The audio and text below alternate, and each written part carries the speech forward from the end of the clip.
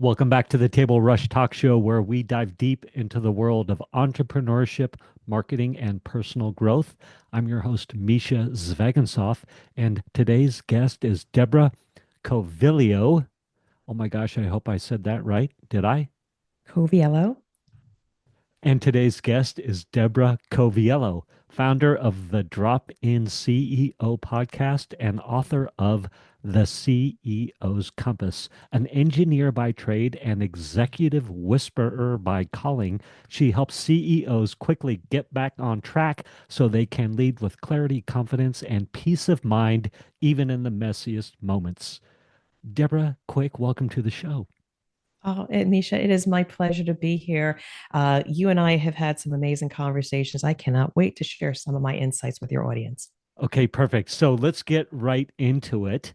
Give us the inside scoop. When someone brings you into the boardroom or leadership team, what kind of transformation are they really hiring you for?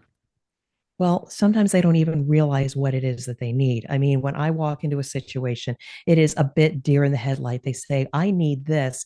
And then I start asking some well placed questions. And I said, oh my, do you realize you really need this? Because again, they're inside the cookie jar. They can't really tell. An example of this is I need to stay on the core supplier list. And my customer now needs me to get this certification, and they have exceeded their capacity or capability, and they're looking to me to do it. I said, fine, I can do that. When do you need it done by? 3 months. It's like, oh my God. You want a transformation in 3 months. Oh boy, some people take years to transform a culture, but that's what I do. I listen to what their needs are. I say, yes, we're going to get your certification, but you're going to grow in the process. And we do those things. But I will tell you, when they bring me in more often than not, versus just, hey, I want to grow and improve, it's, we lost a leader. We're losing customers. We're having a recall. And sometimes these organizations just wait too long, for which they are just stressed to the max. But my goal is to drop in and lower the temperature just a little bit through this amazing voice that I have and being able to see what really is the issue and reframe back to them. I hear you, I understand, and this is what I think. And with that, we build trust, and it's no longer deer in the hairlight and the headlight, but how can we move forward together? So that's my typical experience. Amazing. You started in engineering, you moved into operations, and now you're helping execs reset their leadership. My words, not yours. What was the oh crap moment or the spark that pushed you to become the drop-in CEO? Oh, there's so many tentacles that lead us to the drop-in CEO, but it has started in a number of places in my career. I'll tell the most important one last, but I will tell you as I moved up into greater areas of leadership, I was in the area of quality and operational excellence. So make things better, faster, cheaper, safer. Okay, I can do that. And I rose to leadership. But then along the way, maybe we acquired a plant or, ooh, I'm having a recall. Oh, this company, this particular division lost their leader. I've got to be their leader. I was just that person that could drop into a situation at any juncture, merger, acquisition, etc., and able to kind of deeply listen to the situation and just rally the troops and organize to get to a place of stabilization. Again, I hate chaos. And this was just became a superpower of mine because, again, engineer, got to process a lot of information, a lot of data, and then be able to say, oh, here's our problem statement. What are the possible causes? What data we can get? Again, that's DMAIC methodology. Ooh, we can geek out on that. But honestly, it's that ability to move people. And along the way, my voice to be able to calm people and move people forward. Now, that's just how I was trained and wired. But it got to a place where I said, I'm not loving this anymore. So I went out on my own. I got kicked out of the nest. But the drop in CEO was somebody that left an impression on me. And when I was interviewed on a podcast about 6 months into my entrepreneurial journey, they asked the typical question. So, what is it that you do? And I say, well, I drop into situations, and like a CEO, I will assess the landscape and solve the business issue. But along the way, we elevate the capability and the capacity of the people for a lasting impact. And with that, you pull me out and you no longer need me. So I'm like the drop in CEO. And he says, that's brilliant. Where did you come up with that? And I said, well, it just came out of my mouth. I'm not really sure. But then I said, wait a second. I was 35 years old in a startup manufacturing company with private equity, and we were in trouble. And so they dropped in a leader, Mike Hodges, and I finally just reconnected with him after 20 years. Mike Hodges rolled up his sleeve and sat with myself and the operations leader, and we put together an Excel spreadsheet, sorted out the business issues, and made us feel more confident to be able to move forward. And then they pulled him out and dropped in a leadership team to take us public. But I remember how he made me feel. And I operate in the exact same way. So, through hard knocks and having to do the work, but also now how I present myself, that's how I got to be the drop in CEO, dropping into situations for highly aware leaders that are going through some kind of transformation. I can be their guide to get them through. Ooh, I love that. I said, you're helping execs reset their leadership. And then I said, my words, not yours. I'm not sure why I said that. Are those your words or But is that accurate? Okay, it go ahead. comes with, because here's what consultants might do, not all, but they may come in and say, okay, I need a food safety system or I need an EOS system. So you drop in, cookie cutter, put the thing in place, and then you leave.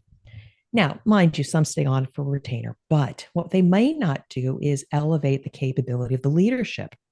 Because when you have a new level of performance, you've got new systems and process, you need to new accountability, you've got KPIs, all of that. Leaders need to develop new skills. You expand, you might have to have difficult conversations, no longer a mom and pop shop. You need new skills. And by the way, I've been a fractional COO, Chief Operations Officer. I've had to coach up to the CEO of the company to handle a difficult situation that they were not equipped to, being mediator between them and their lead strategist. So I have to coach up on better ways of working and coach the team to understand how to perform at a different level, difficult conversations, how to influence, delegate, all of that. So, what comes with solving business issues also comes the coaching for a lasting impact. It's good. Let's paint a picture. Who's the leader out there, maybe listening right now, thinking, this is me? Who do you love working with the most? Ah, love. I love that you use that word because honestly, when you go into a situation, you truly fall in love with your clients.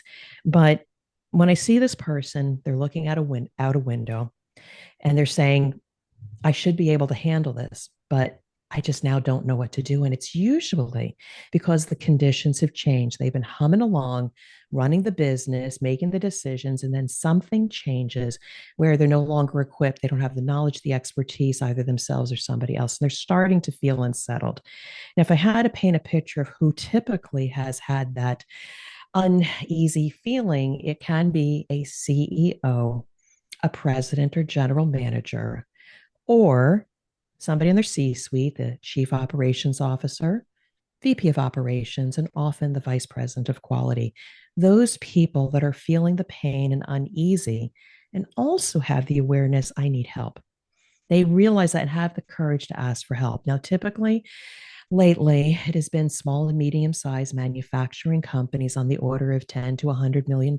So they're at several inflection points in the stability and the growth of their business. They could be 25 to 100 people, again, growing. They've got great culture, great agility, but now they're starting to feel the growing pains of, I don't know if we can do this. We're starting to miss orders. We're starting to have complaints. And the foundation is crumbling because maybe it's not there. Those are the people through referrals that say, who do you know? I'm brought in, we have a conversation, I can get to know them, we build some trust, and we basically say, how soon can you start? Usually within the first or second conversation. It's about that deep listening and that intersection with that highly aware leader that's going through a transformation. I like that thought that, well, I don't like the thought, but I do have it. I should be able to handle this. Yeah, go ahead. Yeah, there's so much in that, and I so sympathize with that. It's a terrible feeling, but having a mindset coach of my own, it is a source of strength to recognize it and just say it's okay. Because through your leadership and having that uncertainty, and I struggle with uncertainty. I'm an engineer. I got my I's dotted, T's crossed. I am celebrated for knowing everything. And when we get to those places of being uneasy, and the old playbook no longer serves us, I start calling it the new CEO playbook. Again, CEO is the mindset wherever you're at in the organization. What served you in the past is no longer serving you. You knew how to get the results, you knew how to get the customers, you knew how to market, but something changed that maybe you didn't anticipate. And now it's not working and the wheels are falling off the bus. So I do suggest a different way of leadership. And it is the title of my new book whenever it's going to get written. But I talk about this and I talk about stop chasing results and start pursuing peace of mind. And peace of mind has things that you might not have thought about. A lot of it is investing in people and building up their capability because they're going to have your back. They're smart. But if you start investing in them, even though right now you're not getting the results, have the patience and discipline to close the gaps in people performance. And ultimately, you're going to get the results sustainably. So, those are the things that people are feeling. And I'm telling them it's okay, but just know there might be a different way to get back on track. It's beautiful. Stop chasing results and start pursuing peace of mind. Do you remember when that quote dropped into your consciousness? With help, because I kept talking about it.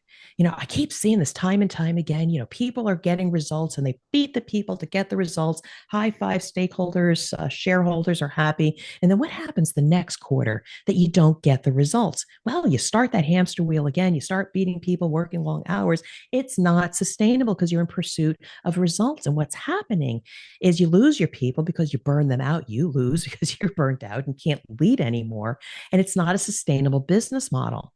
And so I was talking about this and I was always talking about peace of mind because I want another thing that was popping into my head is the work that I do, the purpose of my work is to help people struggle less so they can spend more time with themselves, with community, with family, and doing the things they love to do. And so my job was to remove those barriers. And I just realized that if I could unleash the potential and close gaps in people's trust and performance and the human interactions, their potential becomes unleashed. And ultimately, you get to a place of peace of mind. So I was using these words, peace of mind. It's a state of being. It's got nothing to do with your P&L. And this coach of mine helped me put the two sections together. And I was saying, you don't want to chase results and you want, peace of mind. And he helped me with the word, but be in pursuit of. Stop chasing results and be in pursuit of peace of mind. Jeffrey Shaw, give him credit. He worked with me, and that was about 2 years ago. We finally came to that thing that I think really leaders need to think differently about: results versus peace of mind. Do you see age as a function of this? Wisdom, gray hairs, a few bullet holes in your flak jacket. Um, I thank you for that question. Age. I find that I'd rather judge by wisdom, and wisdom can come at any point in time. And I have received such great feedback and wisdom from my children. Even my eldest, he's 33 years old, just turned 34. And he's talked to me about, hey, mom, the reason why we don't have, some of these difficult conversations is because you avoid it like the plague. And he says, you're right. I hate conflict. And so we've actually have a healthy relationship because we're now having more understanding conversations about our different views of things. So coming to these conclusions is not about age, but it is time and service and experience and coming to a juncture that says, I got to do something different. Something's got to change. And that happened to me personally towards the end of my corporate career about 7, 8 years ago. I said, something's got to change because all my go-to, my playbooks, exercise, having an adult beverage no longer calmed me to deal with situations. Something had to change. So anybody that gains such wisdom at any point in their juncture, sometimes entrepreneurs 29, 33 years old, they also see something's got to change and I need to pursue something else. So a little bit of age, but more experience and wisdom. Yeah, that's good. All right, let's be real. What are Okay. the, yeah, not that we're not. What are the biggest hesitations leaders have before bringing someone like you in? And what do you say to the CEO who thinks they should have it all figured out already? Well, starting with the last question, you're celebrated for all these years because you did have all the answers. And that's how you rose to a level of leadership and responsibility. Congratulations to you. But I would like to, change the paradigm. And people that rise to those occasions really are about their potential because you've never been a CEO before, perhaps. And sometimes you say, I hate this imposter syndrome. It's all only a place of uncertainty. And it's how quickly can you be resilient in order to be able to know more or bring in people that know more than you. What I have found, and I talk about, have the courage to ask for help because I talk about the stages of, crisis. I, as a quality and a food safety professional, have dropped into many situations where we're in crisis, we're losing customers, we haven't lost people, but we could potentially harm them. It is a terrible place to be. And what I find is most of my clients will pull me into a place of chaos. I'll start with crisis being number 5. You're losing customers, you're losing employees. You want to move up to the spectrum to a place of chaos, firefighting. And that's where a lot of leaders thrive in because maybe they like to be firefighters or they know how to get out of these situations. The playbook got them through that fire, smothered it out. We survived another day. Well, that's not sustainable. I find that their pride gets in the way because they said, I should be able to have this.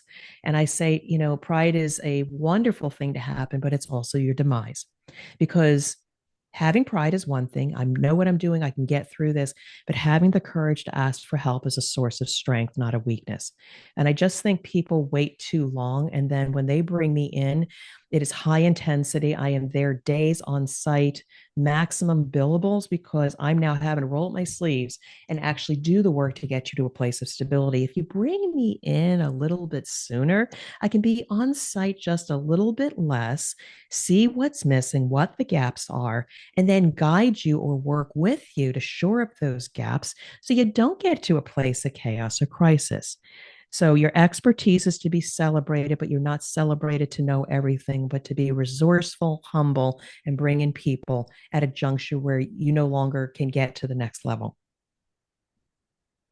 Pride gets in the way. I heard you say that.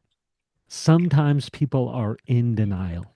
Someone's listening, going, oh, yeah, pride gets in the way. I'm not being prideful when they perhaps are. What does being prideful look like? I mean, I see two sides of it. I mean, pride is, and this is from the compass, the CEO's compass. When I think about pride, though, I mean, pride is like I'm too proud to ask for help.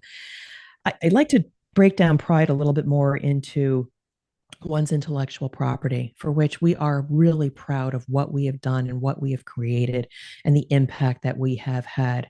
And I do find that we hold on to it tightly. And when we maybe as a new leader come into an organization, sometimes just roll up our sleeves and just start working, and we don't spend enough time getting to know the people. We need to slow down a little bit and understand what was the unique gift that that person had at one point in time. And you may not need it now, but when we spend time understanding their source of pride and expertise, we build a lot of trust. So that's one way of, prideful of what I know and what I can give back to the organization.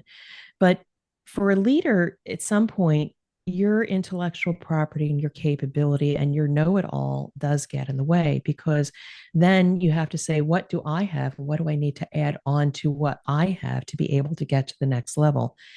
Again, you're not paid to know everything, but just know pride is wonderful. You can teach people that, you can share your legacy. Others can walk in your footsteps, but there's great wisdom in saying, I need to learn from others. I just got off a podcast with somebody else. You need to be a lifelong learner and expand. My coach, my mentor talked about expansion. Think about an expansion versus I fell short and I don't know something. This is an opportunity for me to expand and learn and move through uncertainty to maybe someplace I'll learn something, or by the way, maybe we will achieve something bigger than I ever thought. So, Great perspective. What came to me as well, which I've been asking myself recently, is can I stay humble? can I stay humble? And you said teachable. Can I stay teachable? But I've literally journaled those two questions to myself recently to make sure that I'm, go ahead. And I mean, I've just had a situation recently. I was a little upset. I have a website and we refreshed it, but I lost some functionality in the process, and I was a little bit upset because it was so important, my analytics. And so I started getting a little bit upset and realized that okay, I've got to find somebody to fix the back end of my website. So I have my analytics. I was being very short sighted and results oriented, and yes, it was urgent, and it got fixed. But then it was like, oh my company is growing it to a place where I can't just react to something that is broken. I might need to invest in a strategy for web health, website health on an ongoing basis. So now I'm at a place of like, who do I trust? How do I make that investment? Because I know in the end it's the right thing. I've never had to make decisions about this before, but now I'm faced with it. So my pride got the best of me. I'm saying, okay, I will probably need to invest because there's smarter people out there that will keep me out of trouble so that I can be confident and have peace of mind. My website is getting the right traffic and it's serving the people I know. So I'm just letting you know that I'm eating my pride right now, and I might have to make some big girl decisions real soon. So good. Can you share a before and after story? Maybe someone whose team or company felt like it was spinning. You help them get their compass back. Yeah. I mean, I've dropped into so many situations. Which story do I tell? Um, I mean, the one that I love to tell is when I dropped in as the director of quality for a global flavor company, and there were three plants, an acquisition in North America. And it was interesting. I got interviewed for actually a permanent position. I just left corporate and I said, I want to start my own business. But oh, by the way, Deb, do you want to come for an interview? And I said, yeah, 2 3 hour interview. It was wonderful. And I did get the job offer. And I asked why. I said, give me some feedback. I said, you weren't certified in this particular area. I said, okay, I couldn't check the box. They wanted somebody with that expertise. Fast forward 5 months later, they give me a ring and said, Deb, we need a proposal because we got this, and this going on. I said, but wait a second, I don't have that certification. I said, don't worry about it. What was happening concurrently was, again, three plants in North America. This particular site had just lost their director of quality. So they needed somebody to drop in instantaneous leadership, learn the landscape, and be able to function in a short amount of time. Oh, yeah, by the way, we were just recovering from a product recall. So you still needed to work with customers and make sure we didn't have any disruption in brand and service. And finally, shh, we're going to shut the plant down in about 6 months. So you need to also be there at a time to protect the intellectual property, and we're going to exit the people too. Well, talk about one's world upside down. I'm talking to the VP of operations here, and I was able to listen deeply. I said, I can do this. I can drop in. I know the role of a quality leader. I will do this, this, and this. And when you see the energy in their shoulders start going down and their head starts bobbing one way, we're in sync with each other. You knew that I struck a chord and he could trust me. Well, fast forward from that, we were able to finish off the results of the recall and instill customer confidence. I provided the leadership not just for that plant, but three plants, because in the process of announcing that we were going to shut down that plant and disperse the intellectual property to the other two, was to maintain trust with the people to stay on and continue to serve at the highest level, both service and quality, until the day we shut their doors and treated them with respect on the way out. That was a roller coaster that should have been about 6 months, wound up being 16 months worth of work. And I can say that I stay close with this chief operations officer, the VP of ops, and a lot of the people thereafter, and even the plants that we distributed to. That was the first proof that I had that I said, I got this and I understand that landscape. So it was a crazy ride, but I am forever grateful for having those experiences and being able to serve others in the same way. Beautiful. I'm just envisioning the person you were helping. I imagine the stress, Mm, to see somebody just like, ah, it's it's that way. I have that effect, and I mean, I just acquired another client, and they also said, by the way, Deb, we need to get a food safety certification. I said, oh, how long? 4 months. I was like, oh my God, okay, I will see what I can do. But I sympathize with them. I said, this is what it's going to take. This is what I believe I can drop in about 2 weeks, meet with your leadership team. And on the weekend, the calm came down. And again, we still have to do the work. It's going to be a roller coaster, but I just have this way of at least hearing them, showing empathy. I'm saying, oh my, inside, but never let them see me sweat, and we'll sweat through this together. I just lower the temperature, calm, and then we can do the work without being hurry scurry. It's almost like you are able to give them the confidence to know that the next indicated step or the next steps that are required are going to be handled. It's going to get done. Might be bumpy still, but hey, Yeah. yeah, is that a good way to say it too? It is. I mean, we're always going to uncover. It's like, oh my, I didn't realize we don't have anything in place to close this gap. What do we do? So we figure it out along the way. I remember one client that I had who I served, I helped them maintain a particular food certification. And they says, oh, by the way, the customer now wants me to develop a whole environmental health and safety program. And I said to him, sure, but I've never done that before. And he said, don't worry, we'll learn together.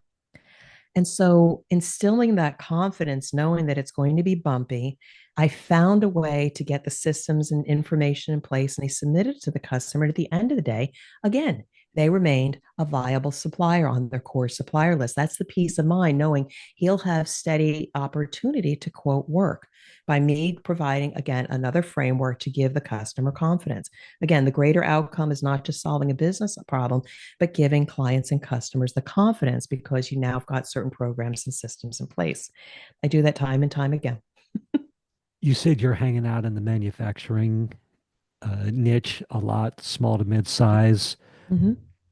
To show the power of podcasting for referrals and networking, are you open to a couple quick questions in that regard? Fire away. Uh, It is near and dear to my heart. Podcasting is a major part of who I am and what I do. Amazing. I have a friend, his name's Jeff Severson. Jeff, if you're listening to this, hello. But he works for a factoring company, a finance company, non-traditional, or I don't even know if I'm saying it right. You know, you get to the big banks and they help the big companies, but oftentimes there's the small growing fast manufacturing companies that need financing to to be able to grow and scale. Yeah. So he does factoring, which I guess, and not I guess, that is financing on accounts receivable. So in effect, the factoring company buys your accounts receivable. So you, the manufacturing company, can get that money and then re-inject it into your business sooner instead of having to wait Mm. 60 days, 90 days, stuff like that. Does that make sense? No, it absolutely does. I mean, I've heard of those things, so you can get your money a little bit quicker. It might come at a price. On the other hand, you have to be think long term. If I can get the cash now, I'll be able to grow, produce more, get the income, versus worrying about how am I going to even pay for this to begin with. So yeah, it's a real problem for manufacturers. Absolutely, and especially if you're growing because your if it's cash intensive or resource intensive and your orders are scaling up, maybe your orders are scaling faster than the income that you're getting. So, Absolutely. You're and paying then for that inventory, those resources and raw materials or data or whatever it is. So it is a cash flow conundrum because you need to pay up front or within 30 days or less. And you may not receive for 30, 60, 90, sometimes 120-day terms, depending on how you negotiate it. It is definitely a challenge. Yeah. indeed, so Jeff is gifted at this. He helps those small growing, you know, $5 to $10 million manufacturing companies that are trying to scale quick and grow their product. And also, so for example, he has a client who just got a what's the big warehouse one that everybody knows? Costco? Amazon. No, Yeah. Costco. Yes. Go. Yeah, Yeah. Costco. Um, excuse me. So they just got a whole bunch of orders from Costco, but Costco doesn't pay. So Costco says, yes, we want to have your product. And so then you got to go make the product so you can get it into Costco. So you get financing to actually make the product. I can't remember what he calls that.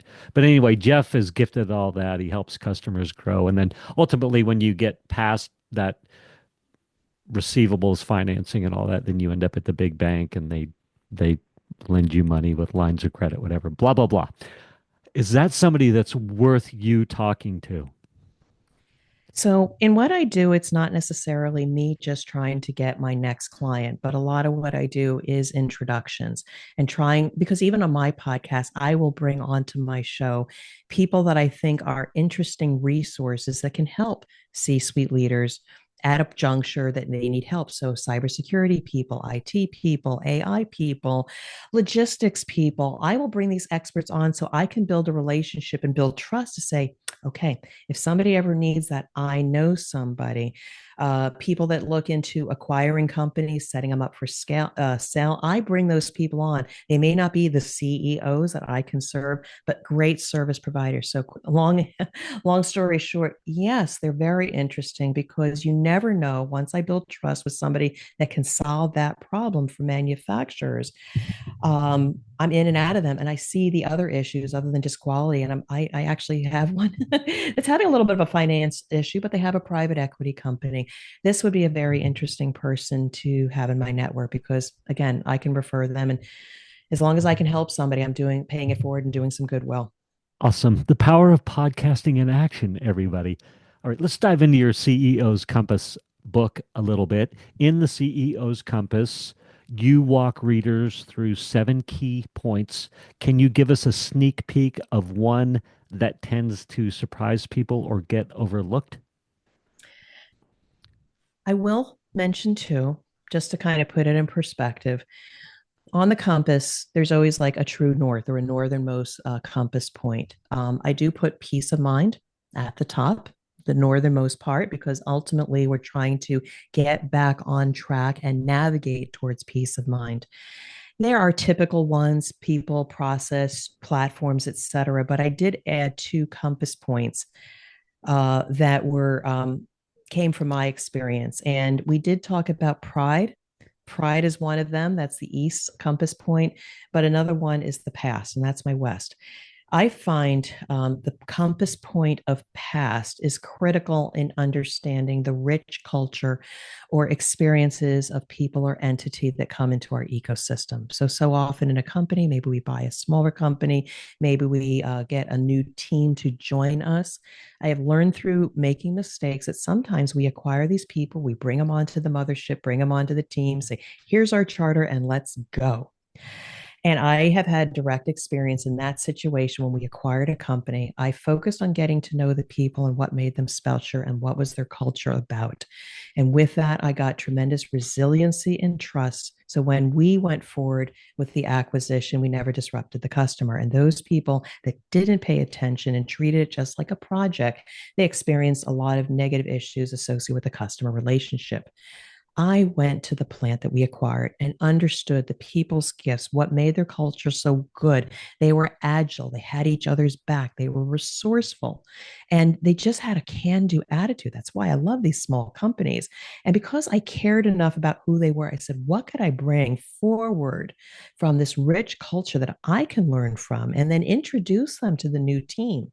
When we went live on, SAP, they trusted me. They were extremely resourceful. They navigated and found people to answer their questions so they could get through the lumps and bumps. But then in the process, I said, they've got a better food safety program than these. What can I do to leverage their expertise and have them audit over here?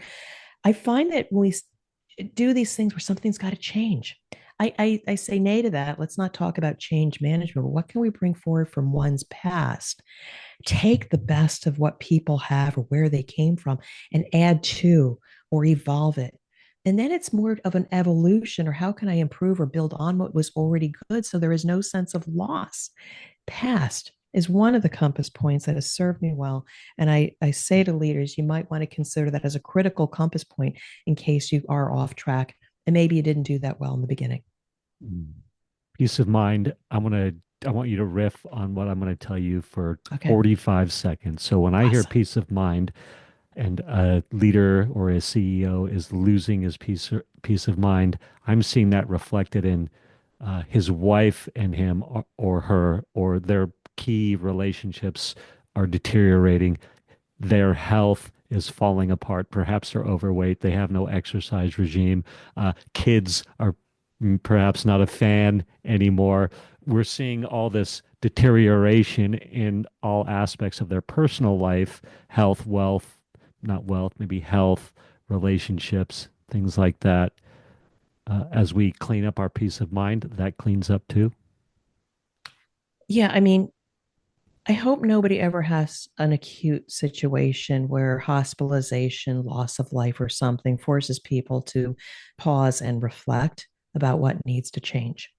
Just know we're on this world a short amount of time, and you see so many bad things happen in the news for which people have these euphorias and change their life and find faith in all of that. I would just say, please, please don't wait for those junctures.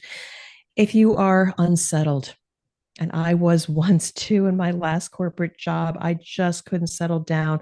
I was always busy, busy, busy, working harder. And yes, my family loved me. They were supported all the way around, but I wasn't giving enough of myself. I was at a party one time. I talked to an acquaintance or a friend of my daughter's parents, and I said, when I walk into a room, what do you see? I just want your honest feedback. And they said, well, it looks like you're really busy and you're doing well with your work. I said, but you're not present. And I didn't understand that. And then I realized, wait a second, I'm not present for people that I'm there. And I had a little bit of an aha moment. But what I say to people is before getting to an acute situation, if you are already in a crazy place or state of mind, start taking control and making some incremental small changes in your life, whether it's just getting a little bit more sleep, whether it's just starting to walk after dinner, or I am going to close the laptop at 5 and drive home and decompress. You got to start doing a couple of things. And I did find once I got kicked out of the nest, I would call that an acute situation, but I still had my health and my family. It forced me to slow down and stop and listen to podcasts and walk and read, and all of that pause that was forced upon me. And it was okay. I had a runway. It was the best thing that ever happened to me, because then I started sorting through what was important, what I didn't want with my life, and what I wanted going forward. And so I impress upon leaders, even if you're not having a terrible situation, or even your family, you need to be disciplined enough to just parse out a little bit of your day, close that door, no interruption, write things down, reflect. You got to do it before it's too late, because I see so many people getting burnt out, and I don't want that to be you. So, peace of mind. You So need good. to, so getting back to your question, you're only going to get to peace of mind if you just slow down and think about, what does peace of mind look for you? If you think about your children maybe getting their diploma, walking across college, and they got a job, you can say to yourself, like, okay, I've done my job. They're on their way. And I think you've had this a little bit with your family. You've made some decisions, knowing that they're becoming productive citizens of society, and they'll still always need you. You actually get in that moment a sigh and a moment of peace of mind. I've done my work. My work is done here. And I can give some examples about how I've seen that also in the workplace. But just know and reflect on those moments you have felt peace of mind, and see if you can translate into other areas of your life. It's beautiful. Peace of mind as a leadership advantage. Yeah. How can someone measure that or know they're getting close? And I think we just touched on that a little, but But I will give another example. And this is one of the things that I've learned the hard way. Actually, I learned this from an auditor. So often we measure performance in, reactive or lagging indicators, like what went wrong, how many corrective actions how many new procedures can we put in place, how quickly can we improve something? And we never measure like the leading indicators, those things. Well, how many near misses or how many improvements did we put into our process before something went wrong? We never measure those things. And so, what I can say to you is start measuring peace of mind moments. And I had one in manufacturing about 20 years ago, when we had a customer quality issue for which we had to recover, get our lumps and bumps, but then create some safety videos or training videos to teach the future on how not to do something or the right way of doing something. And we had a senior leader in frame that I was videotaping to say what to do and when. And the operator technician started bouncing into the frame. And so it was disruptive a little bit. We stopped filming, and I said, do you want to be in this training video? And they said yes. And when they came into the video and I asked them, talk to me about this process that we've adopted, they talked about what they're doing, why they're doing it, how they're doing it, and what is the impact on the customer. And in those moments, I had a moment of peace of mind because all the work and all the communication and engaging our workforce, the people closest to our customers who are going to protect our customers, I realized in that moment we did everything right and that the people are going to take care of your customers and us. That should go on your peace of mind scorecard because you know you've gone full circle and you can actually sleep at night. And measuring how many sleepful or restful nights can also be an indication of peace of mind. Beautiful.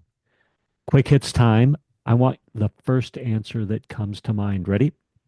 Ready? Favorite leadership book.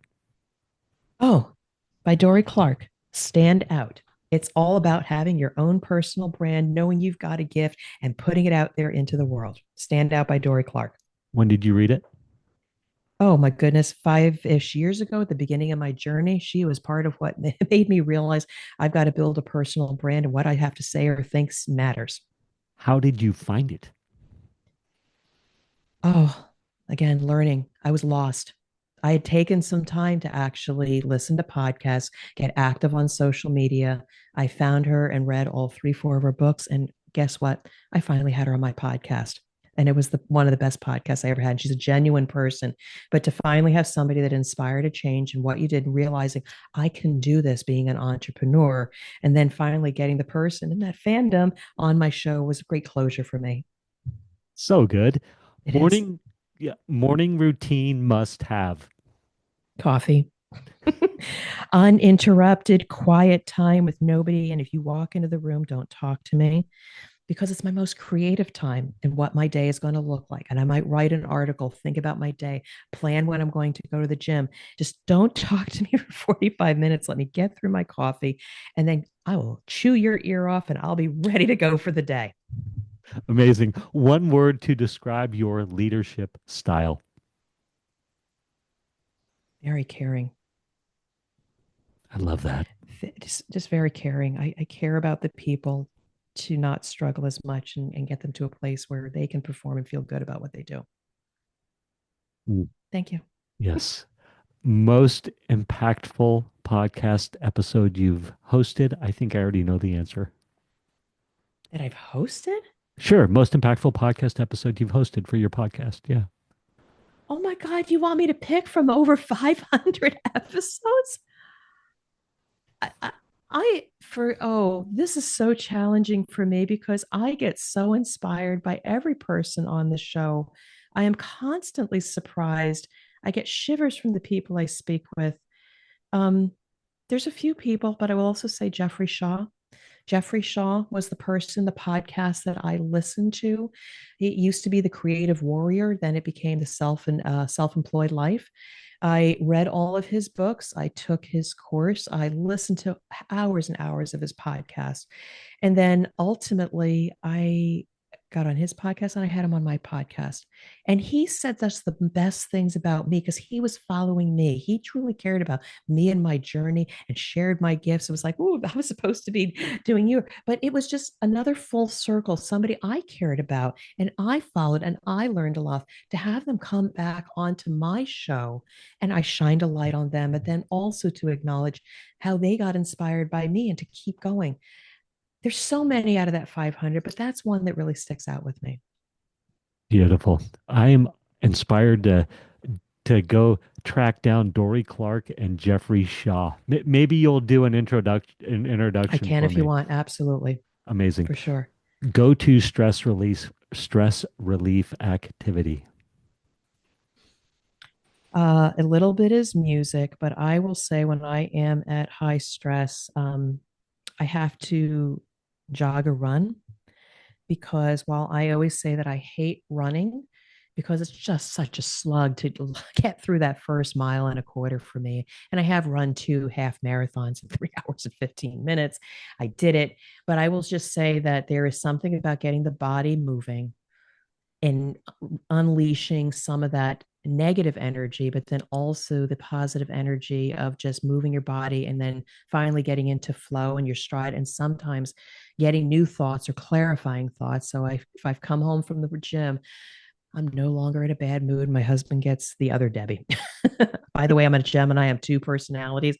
Running and exercise absolutely de-stresses me.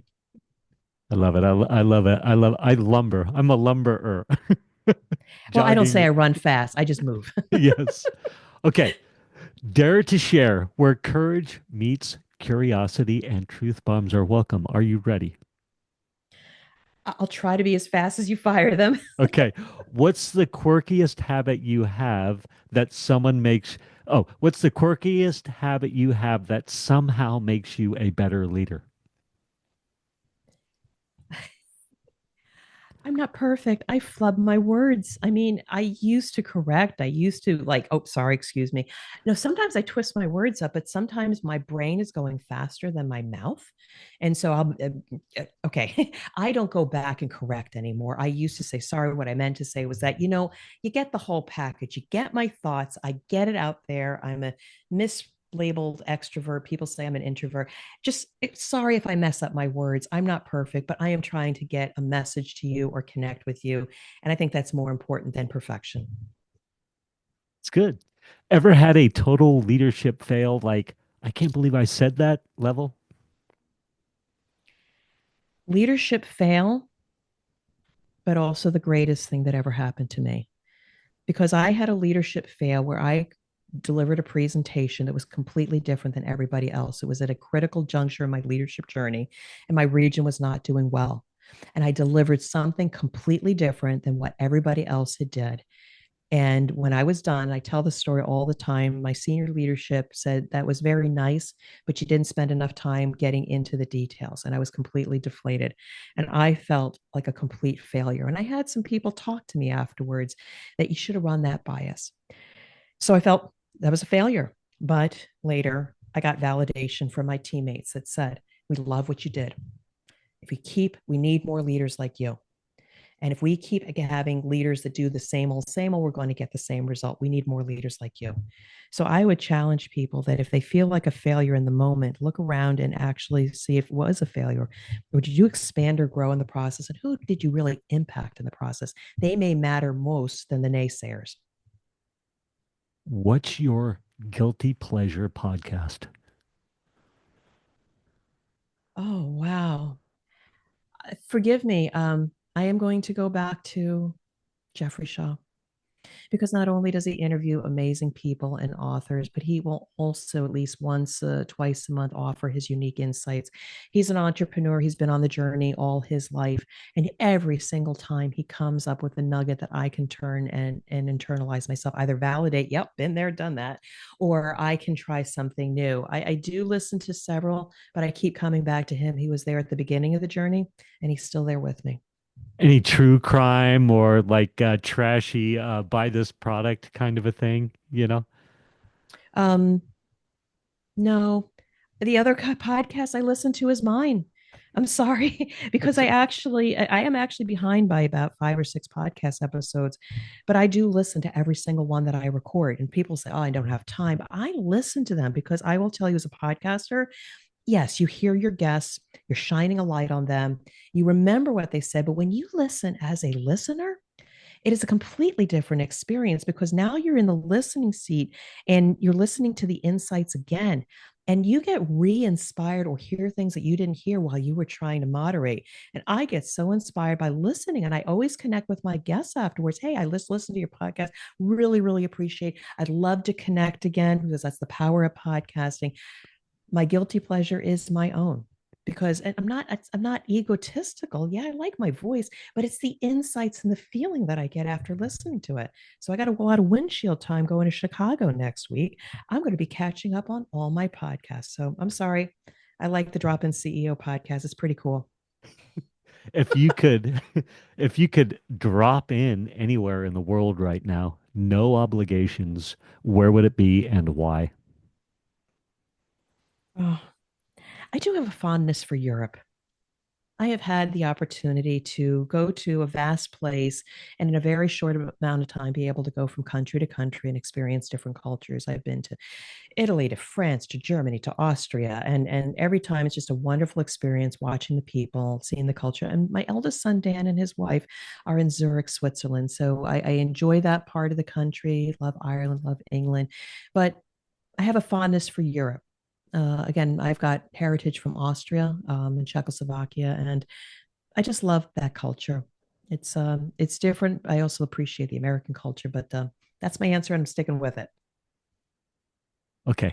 What everyone wishes would be asked, but isn't. So this is the part of the show where I'm going to ask questions people wish someone would ask them, even if it makes your toes curl a little. Are you ready? I'm ready. Hey, me, listen, I said yes to this interview, so I've got to be ready. So here we go. Have you ever had to fire someone who reminded you of you? Oh, yes. It was terrible because I was an early manager and I had to fire them because they didn't perform. And that person said to me, he said, just tell me what to do. And I realized I first had a team of people that I didn't have to tell. And when one employee really needed more direction, I wasn't there for them. So I actually was probably the reason. And I will tell you, I too have been frustrated and fired because my leadership wasn't there to tell me or guide me on what to do. So I've experienced both sides and it's terrible. It's just terrible. What do you secretly wish people in your industry would stop pretending about? Well, stop thinking about the bottom line and not investing money because I'll tell you, um, stop pretending to be like short-sighted. Oh, we don't have the money to invest now. Let's wait, because I just see the trend over and over again. You don't take the time to invest in resources or money, you're going to be paying an awful lot later. And the leaders that I love to work with see that and bring me in sooner. And the ones that are very short sighted, like wait and wait and wait because they don't want to make the investment. It's the same thing with an entrepreneur making the decision to invest when maybe there's a cash flow issue.